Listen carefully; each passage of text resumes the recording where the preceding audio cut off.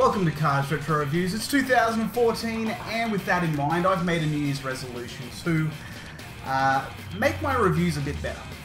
I don't know how, but I thought the best place to start is with the details. You know, dot the I's, cross the T's, that sort of thing. So with that in mind, I'm going to review Decathlete Kings for the Sega Saturn, and welcome to Cars Retro Reviews. So we're off to a bit of a bad start. Bit of a rocky start, but I have the right game this time. I had the right game. Decathlete Kings for the Sega Saturn. So here's the review. I mean, what could go wrong?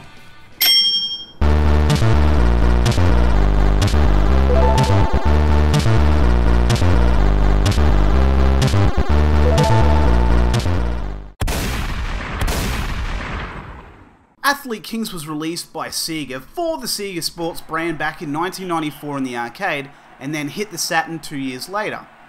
The game is known as Decathlete Kings in the PAL region, UK, Europe and Australia, and in the US it's known as Decathlete.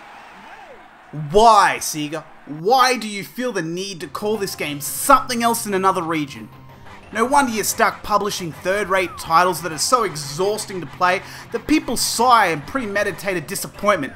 How about you call an apple, and then we can all just get on with our lives? I mean, at the time, I can only imagine playing imports was a lot harder to organise in 1996. You know, since we didn't have eBay around to rip us off with their constant overpricing. But these days, if you're a collector and you want to collect all the games, you could end up with a butt-ton of dupes simply because of different names. I wonder if the Dreamcast had this problem. Anyway, after playing this and seeing how well it performs on the Saturn, I can only imagine very little was left out from the arcade conversion. It's a track and field game with a series of mini-games and a range of characters to choose from. The characters are Rick Blade, Carl Vane, Robin Banks, really? Alexi Regal, or Rigel, Joe Cadeau, or Cadow, Femi Cadena, Caddyena? Caddy. Ah, fuck it. Ellen Reggiani, Lai or Li Huang, and Mankichi Kazami. Yeah, nailed it! The game is broken into several modes. Decathlon, where it selects 2 days of 5 events for you, and you get to choose your character, and away you go. The events seem to be randomized in the sense that the 5 events are randomized within that day. For example, you won't find events from day 1 in day 2, etc. You get what I mean. Arcade mode, you get to choose your events for each day. Again, the events you choose are specific to that day. Practice mode and options are both pretty self-explanatory. The presentation of the game is pretty good. It's all very polished, yet has a simple look to it from start to finish. The menu and in-game presentation give us what we really want, although I didn't feel like it had a track and field feel to it, but that was almost not even worth mentioning. Graphics in this are quite simply amazing.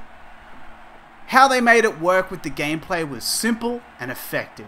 The graphics don't seem to glitch, the animation's fluid, and the colour scheme is both bright and interesting to look at.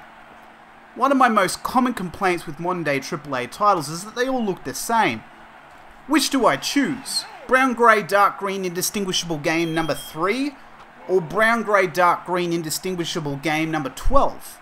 It's how Nintendo continues to keep their head above water, you know, by not doing that. And this is also a breath of fresh air. The graphics you see here are as good as the PlayStation could have ever done. Sound is interesting. I didn't hear the lack of a soundtrack until I went back. The 1500 meter race, the tutorials and the end credits all have some sort of dainty elevator music, which was nice, but it was the sound of the crowd going wild as I failed hard again and again, to the point where I'm sure I heard someone in the crowd tell me that I suck, which really works for the game. Sound effects are effective in this and really make up for the lack of soundtrack in some cases. Gameplay is also another interesting point. How can you play track and field in a video game and make it genuinely engaging to play? I mean, apart from playing it drunk. Easy. Exactly. Wait, what? Yes, make the gameplay easy to play. Simplify everything and still keep it challenging by adding a few restrictions, add some essential timing which doesn't hinder the enjoyment, and BLAM! You have a winning formula on your hands.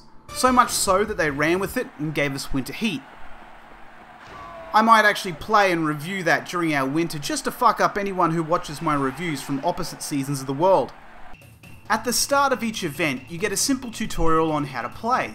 And most of the time it'll be something simple like effective timing between two buttons, and maybe, on occasion, pushing the D-pad in one direction at the right time. Lasting appeal is merely alright. The only reason you'll come back is for the two-player experience or to beat your time. To be fair, why do you bother coming back to just about any of these games once they're finished? Sometimes two-player or better times and scores are the most we could ask for. Would I recommend this game? Absolutely. I did lose interest in it after a while, but that's more to do with the genre of game I'm playing rather than the quality of the product.